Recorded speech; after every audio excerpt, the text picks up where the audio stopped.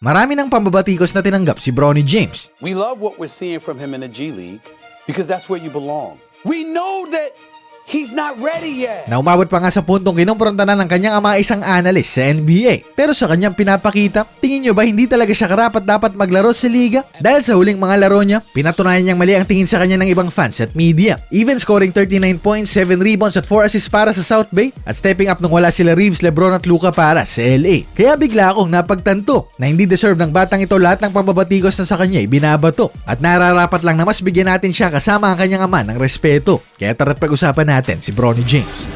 James down the paint! Bronny James!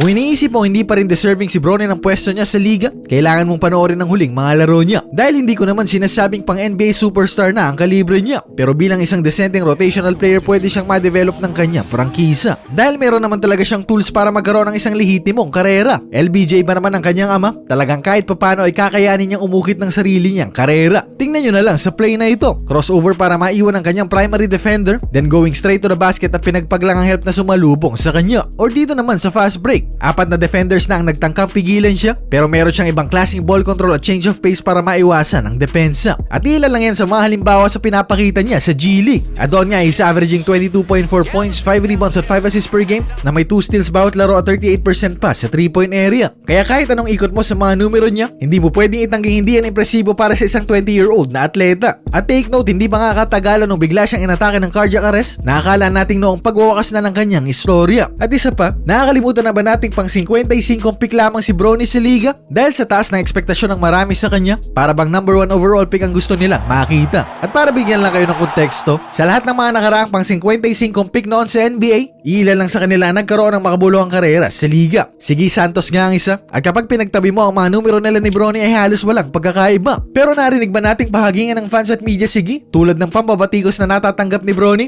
Hindi. Dahil mataas lang talaga ang pedestal na tinutungtungan ng anak ni LBJ. Kaya bawat maling galaw na nagagawa niya sa NBA, mas marami ang nakakapansin. Pero ang mas nakakalungkot isipin ay kahit na anong development ang pinapakita niya sa G League ngayon, ay natatabunan ng pambabasya kanya dahil sa misplaced na ekspektasyon. At buti na nga lang kamo sa isang game ng Lakers mas nabigyan siya ng pagkakataon. Nang hindi maglaro sina Luka, Reeves at Lebron, mas mahabang minuto ang binigay sa kanya doon. At sa game na ito kontra Milwaukee, isang karira na 17 points ng kanyang naipon. At kapag ang kanyang opensa ay mas binigyan natin ng atensyon, makikita nating malayo na ang narating niya kumpara nung siya ay mag-umpisa. At kitang-kita rin na mas tumaas ang kanyang kumpiyansa. At sa play nga ito, akalain mong siya si Luka. Dahil coming off the screen, walang hesitation tumikada siya sa 3-point area. Or dito sa play na ito kung saan napeke niya ang depensa all the way sa loob ng pintura. At 12 sa 17 puntos niya ay na-score niya kontra sa starters ng kalaban nilang prangkisa. Kaya hindi natin pwedeng sabihin na sa garbage time lang niya nakuha ang mga puntos niya. At meron pa nga isang pagkakataong kinrossover niya si Giannis at nakakuha pa ng foul sa kanya. Pero ang nag-standout talaga sa mga recent performances niya ay ang kanyang lakas ng katawan at bilis sa open court. Kaya sa oras na maperpekto niya ang jumper niya sa mid-range area, magiging isang sakit ng ulo na din itong si Bronny para sa mga harap sa kanyang depensa. At again, 20 anyos pa lamang ang batang ito. At sigurado akong mas mahahasapan niya ang kanyang talento. At sa pinakita niyo sa box harap ang mga NBA caliber na manlalaro, hindi niyo na pwedeng sabihin sa liga ay wala siyang lehitimong pwesto.